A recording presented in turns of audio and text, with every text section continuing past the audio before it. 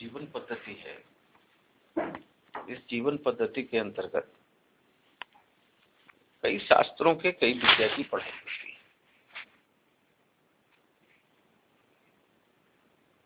संपूर्ण विश्व में भारत ही एक ऐसा स्थान है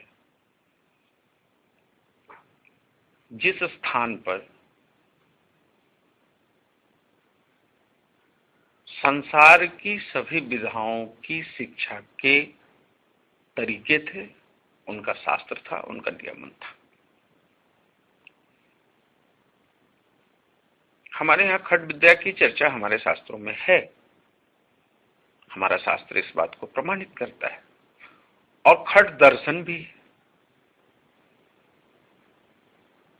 तो हमारी अपनी शिक्षा व्यवस्था एक ऐसी व्यवस्था थी जिससे समाज को समझने, समाज के साथ समरस करने और समाज से जुड़कर समाज का विकास करने की आकांक्षा होती थी। जिस समय हमारे ऊपर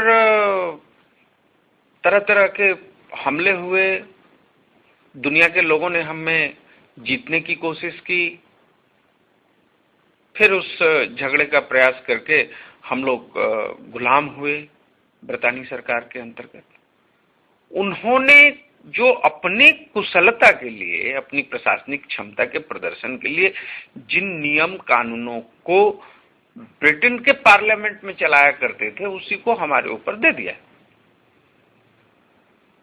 इससे समस्या ये हुई कि हमारा मानस, हमारे समाज का मानस, हमारे समाज का चरित्र, हमारे समाज का व्यवहार उस नियम के अनुरूप नहीं था, उस कानून के अनुरूप नहीं था। इसीलिए 60 वर्षों में कानून ने समाज में कोई परिवर्तन करने की क्षमता नहीं पैदा की। अब हम ये समझते हैं कि सारे मर्ज की दवा प्रशासन के पास है। हमारी समझ ये कहती है कि सारे जितनी भी दवाइयां हैं, जितना दर्द हो वो प्रशासन दुख दूर करे। और प्रशासन में जो लोग बैठे हैं उनकी भी समझ ये कहती है कि ये प्रशासन का जो कार्रवाई है उससे किसी का दर्द दूर नहीं हो सकता। तो फायदा किसका है? तो फायदा है प्रशासन के ऊपर, कार्यपालिका में, न्यायपालिका में, विधायिका में बैठ करके उसकी वस्तु स्थिति को देखना और ईमानदारी से जितना बढ़ सके, जितना ही बढ़ सके बढ़ा देना। समस्या यह है कि उसको बढ़ा देने के बाद भी वो फुल प्रूफ कानून नहीं है यहाँ के समाज के लिए, इसलिए इंप्लीमेंटेड नहीं होता है। अब ये हमारे समाज का चरित्र, राजनीतिक के जितने भी गए हैं अपने समाज से निकल के गए हैं, तो ये हमारे समाज का इस चरित्र को वो समझ गए हैं, इसीलिए उसका वो फायदा उठाते हैं। उनको अब कार्यकर्ता की जरूरत नहीं पड़ती, क्योंकि हम पैसों से वोट देने की आदत डाल ली है। और पैसों से वोट इसलिए डालते हैं कि हम ये नहीं मानते कि ये देश मेरा है। हम अपनी कीमत पहचानने के लिए तैयार नहीं है कि हमारे इस निर्णय से हमारे देश का भविष्य पूरी तरह से गर्त में जाता है। और ऐसा इसलिए नहीं मानते हैं कि हम ये मानते नहीं हैं कि इस देश का मतलब क्या होता है, किसी देश के होने का मतलब क्या होता है। और ऐसा इसलिए है कि हम दुनिया की सभ्यताओं को डूबते, मरते, बिछड़ते, उगते हुए देखे नहीं है। क्योंकि हम तो इतनी प्राचीनतम सभ्यता है कि जो देखने का संसाधन मेरे पास आया तो उसमें हमने विदेशों की नंगई देखी। और हमारे यहाँ जो नव आधुनिकतावादी शिक्षण है, उस शिक्षण ने जो दिखाया वो तो संगीत के माध्यम से, फिल्मों के माध्यम से, सीरियल्स के माध्यम से हमारे घरों में परोसे गए। तो अब हमारी समझ, हमारी व्यथा पूरी की पूरी व्यवस्था से अलग हो गई और हमने अब उस पर रुचि लेना बंद कर दिया।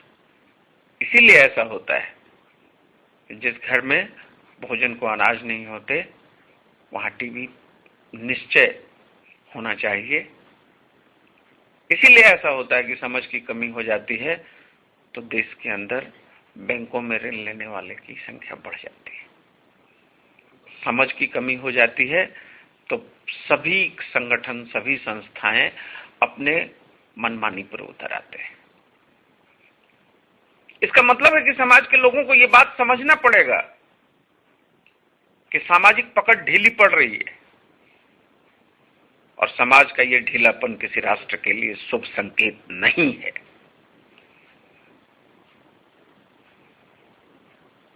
जगने और जगाने का मतलब क्या होता है?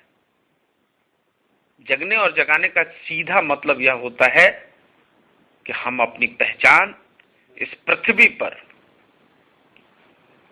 एक अमृत पुत्र के रूप में कर सके या नहीं। ये आंखें खोल के देखने वाली बात है। इस भारत के अंदर हम लोग सभी भाई बहन मिलकर 1.25 करोड़ लोग रहते हैं। 1.25 करोड़ लोग यहां सांस ले रहे हैं, इस धरती के अनाज को खा रहे हैं। इसकी चौहद्दी पर सेना के लिए रक्षा करने वाले लोग आए दिन मारे जा रहे हैं। हमारा पड़ोस, हमारी सीमाएं सुरक्षित नहीं है और हम सांस्कृतिक रूप से इतने ढीले हो जाएंगे, हमारी एकता एक सुर में नहीं दिखेगी, जवानों के सर कटने पर भी हम खड़े नहीं होंगे, तो ये हमारा दुर्दिन है।